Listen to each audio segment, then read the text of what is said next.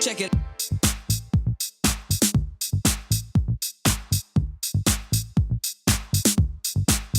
Déshabillez-moi.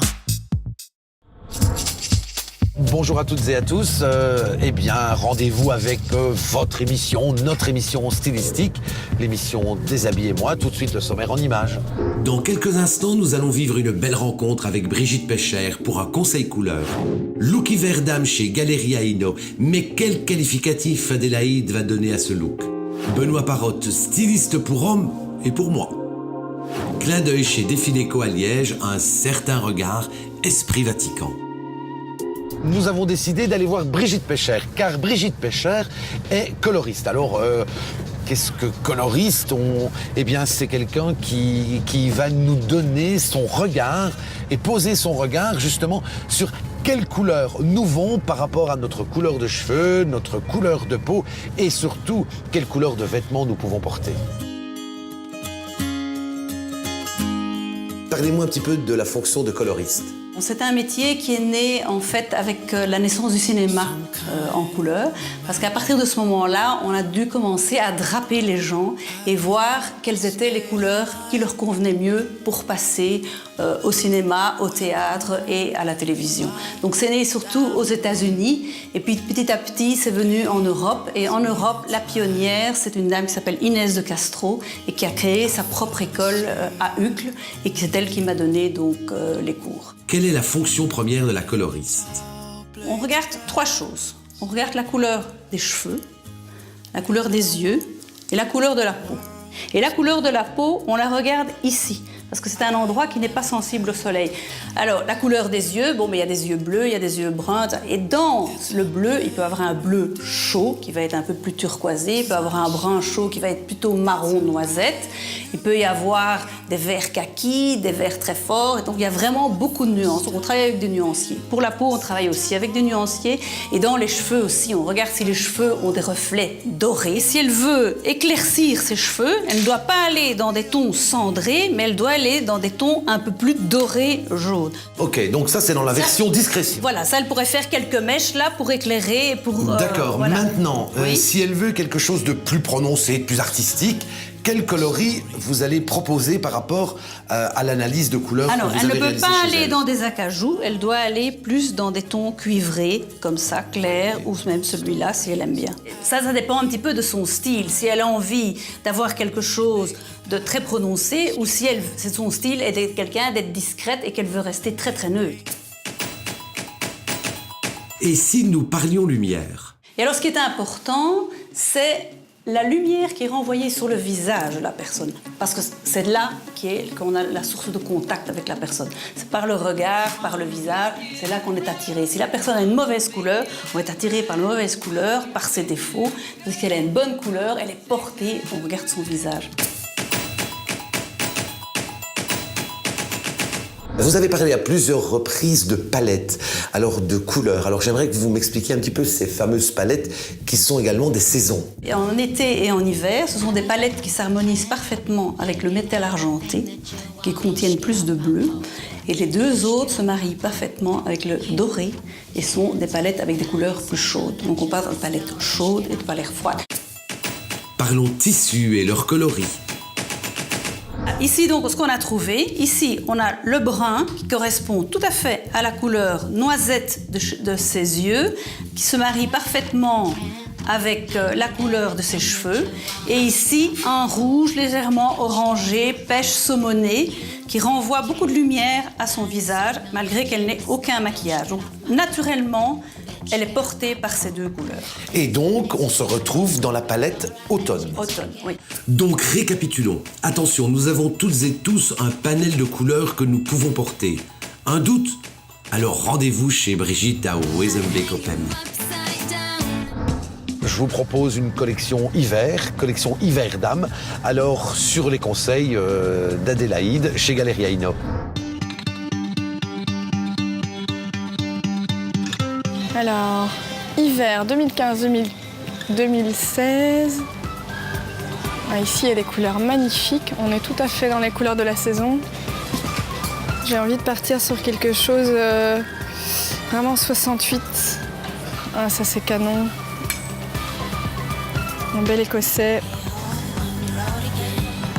Ouais, ça c'est superbe. C'est tout à fait la couleur que je cherche. Ah oui, ça c'est bien. Ouais, un beau chapeau rouge en feutre. 100% laine. On reste dans les belles matières. Alors, sac, cuir vieilli. Ouais, j'ai vraiment envie d'un cuir vieilli pour mon ambiance Woodstock. Ça, au niveau de la couleur, c'est exactement ce que je cherche. Une belle couleur camel. Ça va aller divinement avec le marsala. Un beau talon compensé, ça, ce serait super. Ouais, ça, c'est vraiment ce que je cherche. Tout à fait dans mon esprit 68. Ouais, ici, ils ont des gants en bordeaux. Et ici, on a des gants en marsala. C'est tout à fait la couleur que je cherche. C'est 70s. Ok, ça c'est vraiment la cerise sur le gâteau. J'ai tous mes bijoux, mon look est complet, on y va. Eh bien, je vous propose de m'accompagner pour aller voir Benoît Parotte, qui est lui un créateur prêt-à-porter homme. C'est sous les toits que je rencontre Benoît Parotte en pleine création. Je ressens un appart-atelier, c'est comme ça que j'ai défini mon appartement. Maintenant, même si je trouve des points de vente, j'ai toujours envie de continuer à rendre ce service parce que j'aime beaucoup la proximité avec le client. Et comme je fais aussi du demi-mesure, pas du sur-mesure, parce que la plupart des gens disent sur-mesure, mais en fait c'est du demi-mesure. Le demi-mesure, c'est on prend un patron déjà existant et on va adapter les mesures du client avec le patron. C'est vrai que chez toi, le client te téléphone, prend rendez-vous, puisque bon, j'ai eu l'occasion de le voir, puisque je t'ai téléphoné, oui. J'ai pris rendez-vous chez toi également. Donc c'est vrai que le client téléphone, prend rendez-vous, et avec Benoît, justement, ensemble, ils décident d'un esprit, d'une ligne, d'un style. Je reste sur une coupe assez classique, donc visuellement de loin, ça va être quelque chose de classique, mais je joue beaucoup sur le détail. Des passepoils dans les cols, des poches un peu différentes, des fentes retravaillées, pas carrées, arrondies. Parlons en tout premier de mon costume signé Griffé Parotte B. Donc par exemple ici, la veste, j'ai travaillé sur le passepoil. Donc dans le revers, on va retrouver un passepoil. Donc comme c'est un tissu ligné, j'ai décidé de travailler le passepoil de biais pour faire ressortir encore plus. Ce passepoil, on va le retrouver à la poche poitrine. Donc à la place d'avoir un large passepoil, ça va être un double. Et ce genre de détail, ça, moi, je n'ai pas encore vu ailleurs. Et alors, par exemple, aux manches, on va retrouver ce passepoil qui remplace les boutonnières pour la fente de manche. Et alors, le dernier bouton, c'est un petit bouton en métal pour aussi différencier et qu'on reconnaisse la marque. Ok, pour la veste, maintenant, il y a le pantalon, puisqu'un costume, c'est 2 pièces. Donc, le pantalon, c'est un pantalon assez classique, de poche, assez haute pour pouvoir rentrer très facilement la main. Ça permet d'avoir une plus grande ouverture de poche, donc de glisser beaucoup plus facilement la main. À mon tour d'habiller Benoît. Donc ça, c'est une veste à la base de costume classique, mais je voulais quelque chose d'imperméable qu'on puisse porter sous la pluie. Soit on la porte en veste de costume classique, donc avec le revers comme ça, soit on la porte en col Mao. Un travail méticuleux, une analyse parfaite au niveau des détails. Ma clientèle est une clientèle assez active. Et je dirais qu'elle est située entre 30 et 55 ans essentiellement. Donc des gens de la Commission européenne, des fonctionnaires, ce genre de personnes-là. Et des personnes aussi qui aiment se différencier. Ça, c'est la veste en Prince de Galles, assez classique, mais j'ai décidé de travailler un petit peu différemment et de différencier. Donc par exemple, les coudières à l'arrière ont une forme différente, plus profilée. Le revers qui est très petit, en général, il y a 1 ou 2 cm en plus. Donc les passepoils qui sont dans la même matière que le coude. La petite poche ticket avec un rabat, mais toujours le passepoil en cuir. Et donc les boutons en cuir, tout à fait classique aussi.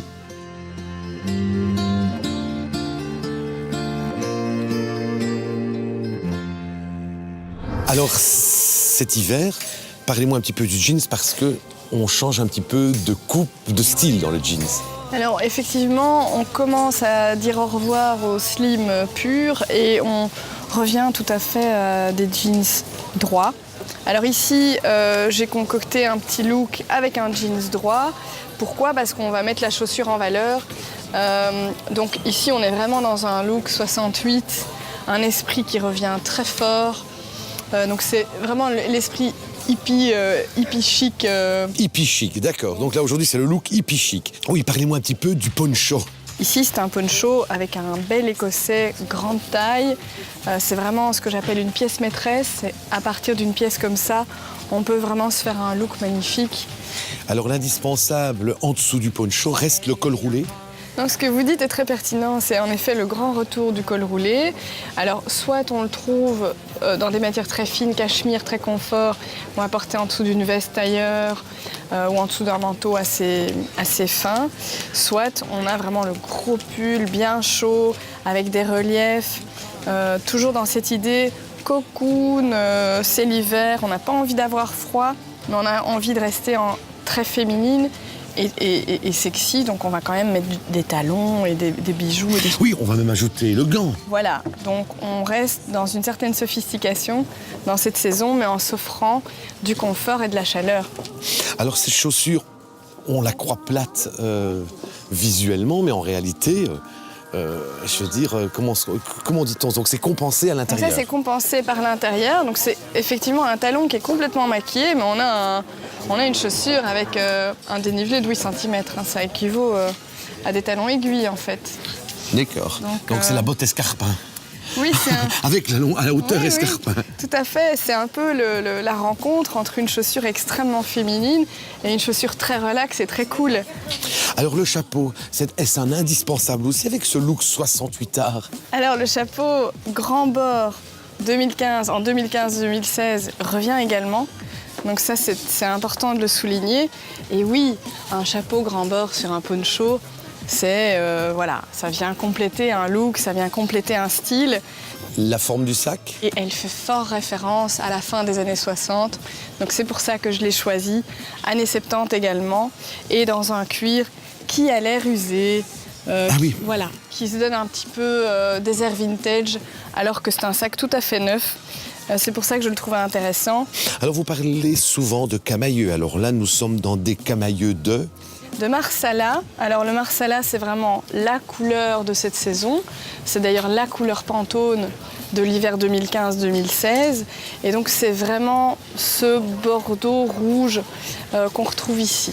Le ton est Marsala, également dans le bijou de fantaisie.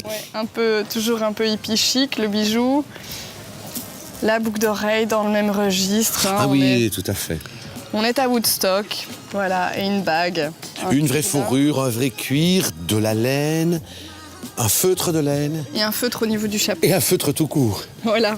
D'accord. Et alors, ce qui est important de souligner, c'est que quand on porte un poncho comme ça, donc qui va être assez ample sur le dessus du buste, il est important de porter un pantalon près de la jambe pour justement contraster et ne pas se retrouver avec un look. Ah oui, puisque c'est assez épais, flou au-dessus.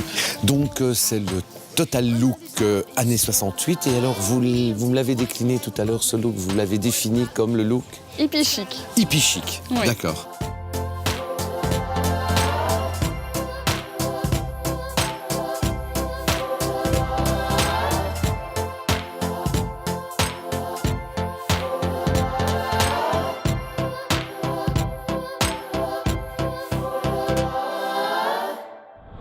Avant de nous quitter, un détour par Liège, au Défiléco.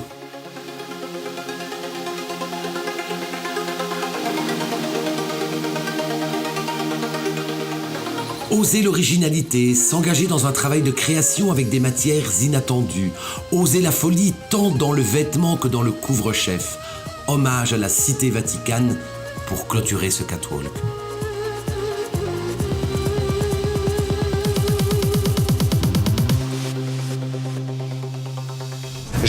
Nous espérons que toutes ces propositions stylistiques vous ont séduite.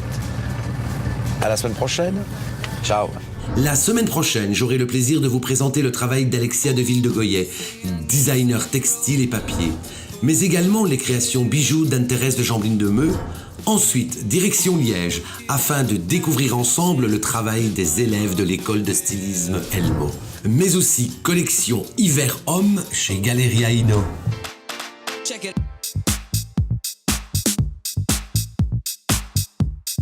Déshabille-moi.